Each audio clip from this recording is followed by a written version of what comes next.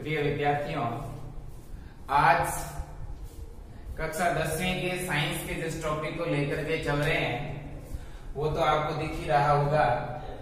आज हम बात कर रहे हैं मादक पदार्थ मदिरा की यानी अल्कोहल की।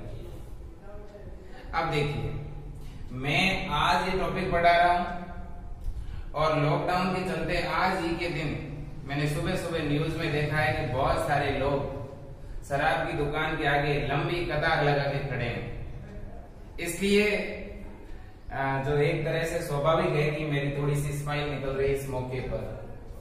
अब देखिए बच्चों, तो फिर उन लोगों को तो पता नहीं है ना कि इसका सेवन अगर वो करेंगे तो उनके शरीर पे कौन से दुष्परिणाम होंगे, लेकिन हम लोगों को समझना जरूरी है ताकि हम इससे दूरी बनाए रख सकें अपने जीवन पर।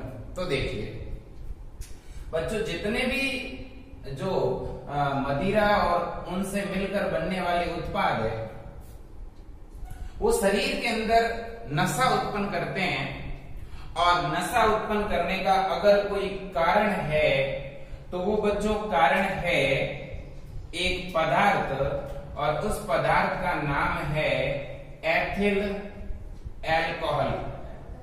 याद रख लोगे आप लोग, एथिल अल्कोहल मदिरा में पाया जाने वाला ऐसा पदार्थ है जो मदिरा में नशे का क्या है, कारण है। तो अगर आपसे कोई पूछे कि बताओ इस मदिरा के एक बोतल की वजह से ये व्यक्ति झूमने लगा, डांस करने लगा, तो ऐसा आखिर था क्या इसमें जिसके कारण उसका प्राकृतिक डांस बाहर निकल रहा है? तब आपका जवाब होगा कि इसमें एथिल अल्कोहल था। अब देखिए फिर इसका फॉर्मूला क्या है, इसका सूत्र क्या है? तो बच्चों, एथिल अल्कोहल का जो सूत्र है वो है C2H5OH, ठीक है। और इसे अपन IUPAC पद्धति में एथेनॉल भी बोलते हैं। यहां तक जानकारी क्लियर हो गई। और मैं एक जानकारी और भी बता दूं, इस अल्कोहल के उपयोग से या इस एथेनॉल के उपयोग से वर्तमान समय में सैनिटाइजर भी बनाए जा रहे हैं, ठीक है। हम जो हाथ को सैनिटाइज करते हैं बार बार ताकि माइक्रो ऑर्गेनिज्म हमारे हाथ पे ग्रो नहीं करें, हमें संक्रमण नहीं हो, तो वो सैनिटाइजर जो है उसमें भी जो है अल्कोहल डाला जाता है और फिर बनाया जाता है, ठीक। चलो अब देखिए, अब हम पढ़ रहे हैं कि इस मदिरा के सेवन से शरीर के ऊपर कैसे दुष्प्रभाव पड़ेंगे। वैसे तो बच्चों देखो, मदिरा जो है इससे बहुत सारी औषधियां बनती है, दवाएं बनती है, ठीक है। लेकिन बहुत सारे ऐसे लोग हैं जो इसके एडिक्ट हो चुके हैं, लगातार इसका सेवन कर रहे हैं। भारत सरकार की बहुत अच्छी पहल रही कि लॉकडाउन के दरमियान इन मादक पदार्थों की सप्लाई करने वाली समस्त प्रकार की दुकानों को बंद रखा गया। अब भी आने वाले दिनों में अगर 15-20 दिनों तक ये दुकानें बंद रहे तो काफी हद तक लोग जो है इसका सेवन करना कम कर देंगे या बंद कर देंगे। देखिए बच्चों, हम बात कर रहे हैं सबसे पहले दुष्प्रभाव की। तो देखो, एक व्यक्ति है और वो इस अल्कोहल या मदिरा का सेवन कर रहा है, तो वो मदिरा उसके रक्त से कहां तक जाएगी? उसके यकृत तक। यकृत मतलब कहां तक? लीवर तक, ठीक है। और लीवर में जैसे ही पहुंचेगी वहां पर पहुंच करके ये अल्कोहल किस में बदलेगा? एसिड एल्डिहाइड में कन्वर्ट हो जाएगा, ठीक है। और ये जो एसिड एल्डिहाइड, जिसे आप लोग एथेनेल भी बोल सकते हो, ये एथेनेल के अंदर क्या हो गया? कन्वर्ट। और ये जो एसिड एल्डिहाइड है ये कैसा पदार्थ है? जहरीला पदार्थ है। तो कुल मिला के व्यक्ति अगर शराब का सेवन कर रहा है मतलब वो किसका सेवन कर रहा है? जहर का, क्योंकि आगे जाकर तो वो जहर ही बनेगा। इसलिए कई बार आपने सुना होगा कि शराब के सेवन से व्यक्ति की मौत हो गई, तो फिर मौत का कारण क्या रहा? कि एसिड एल्डिहाइड ज्यादा मात्रा में बना, ठीक है। और हम लोग ये भी सुनते हैं कि जो लोग शराब पीते हैं उनके लीवर काम करना बंद कर देते हैं, उसका यकृत जो है वो काम करना बंद कर देता है। क्यों भाई? तो इसका कारण भी आपके सामने है, क्योंकि मदिरा डायरेक्ट व्यक्ति के लीवर पर इफेक्ट करता है। क्लियर है? चलो अब आगे चलते हैं। नेक्स्ट दुष्प्रभाव, जो व्यक्ति अल्कोहल का सेवन करेगा उसकी सोचने विचारने की जो क्षमता है वो पूरी तरह से प्रभावित होगी, उसकी स्मरण शक्ति जो है वो कम हो जाएगी। आपने देखा होगा शराबी व्यक्ति को, क्या शराबी व्यक्ति जो है, जैसे ही आपने बहुत बार देखा होगा कि शराब पीने के बाद व्यक्ति जो है अपने जो चित्त परिचित और रिश्तेदार होते हैं उन्हें भी गाली बकने लगता है। क्यों? क्योंकि उसकी जो सोचने विचारने की क्षमता है वो क्षीण हो चुकी, कम हो चुकी, कमजोर हो गई। ठीक है, इस वजह से वो ऐसा कर रहा है। ठीक है, तो स्मरण शक्ति जो है, उसकी याददाश्त जो है वो कम हो गई। साथ ही साथ उसका जो तंत्रिका तंत्र है, जिसके अंदर हमारी मेमोरी पूरी जमा है, हमारा जो ये मस्तिष्क है, ये भी पूरी तरह से काम करना बंद कर चुका है। ठीक है, इसलिए जब कोई भी व्यक्ति अल्कोहल या शराब का सेवन करके वाहन चलाता है तो ऐसी परिस्थिति में एक्सीडेंट होने की संभावना बढ़ जाती है। क्यों? क्योंकि वो सही ढंग से दूरी का अनुमान लगा नहीं पाता कि सामने जो वाहन आ रहा है वो कितनी दूरी पर। वो ये सोच रहा होता है कि ये तो बहुत दूर आ रहा है। ठीक है, और फिर धड़ाम। अब देखिए नेक्स्ट पॉइंट ये है कि जो व्यक्ति शराब पिएगा, जो अल्कोहल का सेवन करेगा, उसके शरीर के जितने भी अंग हैं उन अंगों पर से इस मस्तिष्क का नियंत्रण हट जाएगा। क्यों भाई? क्योंकि शराबी व्यक्ति जो होता है उसका अनुमस्तिष्क काम करना बंद कर देता है। अनुमस्तिष्क, जिसे छोटा दिमाग भी कहते हैं, ये पीछे वाला भाग समझ लो। ठीक है, तो उसका जो अनुमस्तिष्क है वो काम करना बंद कर देगा। जब अनुमस्तिष्क काम नहीं करता है तब क्या होता है? तो जब अनुमस्तिष्क काम नहीं करता है तो व्यक्ति डोलने लगता है।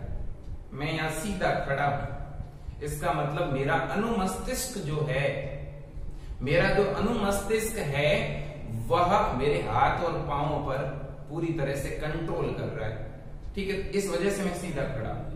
अगर ये अनुमस्तिष्क नियंत्रण हटा दे हाथ और पांव से तो तुरंत मैं लड़खड़ा करके गिर जाऊंगा। तो शराबी व्यक्ति लड़खड़ाता हुआ चलता है। क्यों? क्योंकि उसका अनुमस्तिष्क जो है वो प्रभावित हो चुका है, उसने काम करना बंद कर दिया, उसने मना कर दिया कि भाई तू इस तरह के पदार्थों का सेवन कर रहा है, मुझे पसंद नहीं है। ठीक है, मैं तेरे साथ काम नहीं करूंगा। और अनुमस्तिष्क ने जैसे ही नियंत्रण हटाया, व्यक्ति डोलने लगा। ठीक है, और वो गिर जाता है। तो शरीर का नियंत्रण और शरीर के अंगों के बीच का सामंजस्य यानी मेलजोल बिगड़ जाता है। ठीक है, तो ये बात हो गई। अब तो कुल मिला के मैं ये कह सकता हूं कि शरीर का संतुलन बिगड़ जाता है। क्लियर है? अब देखिए, अब एक बात और है, जो व्यक्ति शराब का सेवन करेगा उसकी सामाजिक प्रतिष्ठा जो है वो समाप्त हो जाएगी। अरे समाज के लोग उसे बुलाएंगे कि अच्छा आप शराब पीते हो, चलो चलो आप यहाँ आगे बैठो, आप आपका सम्मान करेंगे, माला पहनाएंगे। ऐसा तो आपने नहीं सुना। अरे भाई, कोई शराबी व्यक्ति का भी सम्मान करेगा क्या? उसे तो भगाएंगे। तो कहीं ना कहीं उसकी समाज के अंदर कोई बहुत ज्यादा प्रतिष्ठा नहीं रहती, उसकी सामाजिक प्रतिष्ठा समाप्त हो जाती। शराबी व्यक्ति से कोई बात करना थोड़ी चाहेगा, या शराबी व्यक्ति कहीं जा रहा है तो उसे कोई घर वाले ठीक है सोचेंगे अच्छा ये शराबी है, चलो बुलाओ, इससे कुछ बातें करते। ठीक है, इसके पास बहुत ज्यादा नॉलेज है। क्या ऐसा कभी आपने सुना? क्यों नहीं? क्योंकि शराबी व्यक्ति है तो उसकी तो स्मरण शक्ति भी कमजोर है, शरीर के अंगों पे नियंत्रण नहीं है, संतुलन बिगड़ा हुआ है। ठीक है, इसलिए वो क्या बात करेगा? ठीक है, तो लोग समझते हैं कि इसे जाने दो, इससे बात भी मत करो। क्यों? क्योंकि समाज के अंदर उसकी कोई प्रतिष्ठा नहीं है ना। फिर उसके पास आर्थिक रूप से भी वो नील बट्टे सन्नाटा। ठीक है, तो कुल मिलाकर के वो आर्थिक रूप से भी क्या हो गया? कमजोर। अब देखिए, अब लगातार वो अगर इस अल्कोहल का सेवन करेगा तो उसका लीवर जवाब दे देगा, लीवर मना कर देगा कि भाई अब रुक जा, नहीं तो फिर मैं काम नहीं करने वाला। लीवर मना करेगा, लीवर मना करेगा तो फिर लीवर से रिलेटेड एक विकार होगा, और उस बीमारी का नाम है वशीय यकृत रोग। एग्जाम में कई बार आता है बच्चों। वशीय यकृत रोग किस पदार्थ के अत्यधिक सेवन से होता है? मदिरा या शराब के। ठीक है, जिसे अपन एक तरह से लीवर सिरोसिस भी कह सकते हैं, क्योंकि इसमें आगे जाकर के लीवर फेल हो जाता है, लीवर काम नहीं करता बिल्कुल भी, और शरीर की बहुत सारी क्रियाएं जो प्रभावित होती है, अंततः व्यक्ति की मृत्यु भी हो सकती है।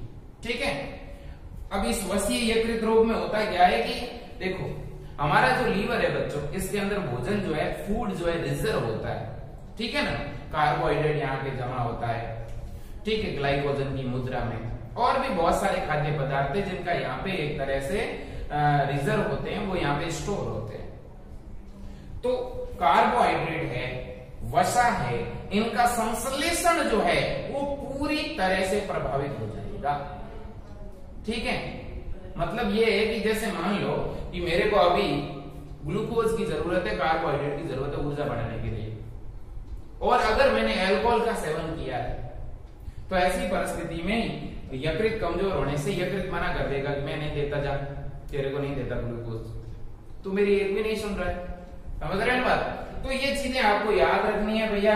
तो कहीं ना कहीं मैं सीधे शब्दों में कहूं तो मदिरा स्वास्थ्य के लिए हानिकारक है। ठीक, चलो अब बढ़ते हैं। अब देखिए, अब हम बात कर रहे हैं मोटापा प्रकरण के बारे में। इससे पहले हमने मदिरा की बात की थी, और अब हम बात कर रहे हैं ओबेसिटी या मोटापा। अब देखिए, पहले तो हम मोटापा कहेंगे किसे। आपने देखा है बहुत सारे लोगों को जो बहुत ज्यादा मोटे होते हैं। मोटे का मतलब एक हट्टा कट्टा व्यक्ति है, आप उसे मोटा नहीं कह सकते। आपने कई बार देखा होगा, एक कोई व्यक्ति है और उसके इस एब्डोमिनल रीजन में बहुत ज्यादा वसा का जमा हो जाता है। जैसे मान लो एक रूम है, आप उसमें बैठे हैं, बाहर से एक व्यक्ति आया और वो मोटापा से ग्रसित है। ठीक है, तो आपने देखा जैसे उसकी एंट्री हुई तो उसका जो पेट वाला रीजन है वो पहले गया, और बाद में वो उसका फेस दिखा, चेहरा दिखा। तो कहीं ना कहीं आपको लगा कि उसका जो एब्डोमिनल रीजन है बहुत ज्यादा बड़ा है, और बहुत ज्यादा ही यहाँ पे कुछ जमा हो चुका है पदार्थों का। एक चीज ये हो सकती है। दूसरा, बहुत सारे व्यक्तियों के हाथ और पांव में भी आपने देखा होगा बहुत ज्यादा ही मोटे हो जाते हैं, वसा का जमा हो जाता है बहुत ज्यादा। तो एक बात हमेशा के लिए याद रख लेना बच्चों, कभी भूलना नहीं। अगर कोई व्यक्ति, उसके शरीर का कोई भी भाग हो सकता है, अगर कोई व्यक्ति मोटापे से पीड़ित है तो कहीं ना कहीं शरीर के अंदर आवश्यकता से ज्यादा मात्रा में किसका जमा हो चुका है? वसा का। किसे कहते हैं मोटापा? शरीर के अंदर या त्वचा के नीचे अत्यधिक मात्रा में वसा के जमाव के कारण उत्पन्न विकार को क्या कहते हैं? मोटापा। ठीक है, चलो, तो शरीर में अत्यधिक जमा हो गया किसका? वसा का। या त्वचा के नीचे अत्यधिक किसका जमा हो गया? वसा का। और वसा के अत्यधिक जमा हो जाने से उत्पन्न विकार। ठीक है, अब देखिए, अब हम पता कैसे लगाएंगे किस व्यक्ति को मोटापा है, और अगर है तो कितनी मात्रा में? इसका कुछ तो आकलन होना चाहिए ना हमारे पास। भाई कुछ तो मानक बनाए गए होंगे ना, जिससे पता लगाया जा चुके कि भाई व्यक्ति मोटापे से ग्रसित है कि नहीं है। तो देखिए, मोटापे का पता लगाया जाता है बीएमआई के द्वारा। अब बीएमआई क्या है? तो देखो, जैसे कि बच्चों आपने देखा होगा, हमने इससे पहले रक्तचाप पढ़ा था, तो स्पाइनोमेनोमीटर पढ़ा था, उससे ब्लड प्रेशर माप रहे थे। इसी तरह से एक ये मानक है। ठीक है, और बीएमआई की फुल फॉर्म होगी बी से बॉडी, एम से मास, और आई से इंडेक्स। बॉडी का मतलब शरीर, मास यानी भार, ठीक है, द्रव्यमान, और इंडेक्स सूचकांक। इसे शरीर भार सूचकांक बोलते हैं। एग्जाम में क्वेश्चन आ सकता है बीएमआई क्या है, और इसकी full form body mass index. ठीक है, कहते किसे? वैसे तो इसके नाम में ही बहुत कुछ है। तो देखो, इसने भार तो पहले ही लिख दिया, तो इसका मतलब शायद शरीर के भार की गणना करनी होगी बीएमआई से, और भार के साथ साथ एक और जानकारी याद रख लो, लंबाई। तो बीएमआई किसे कहोगे? शरीर के भार और शरीर की लंबाई का अनुपात।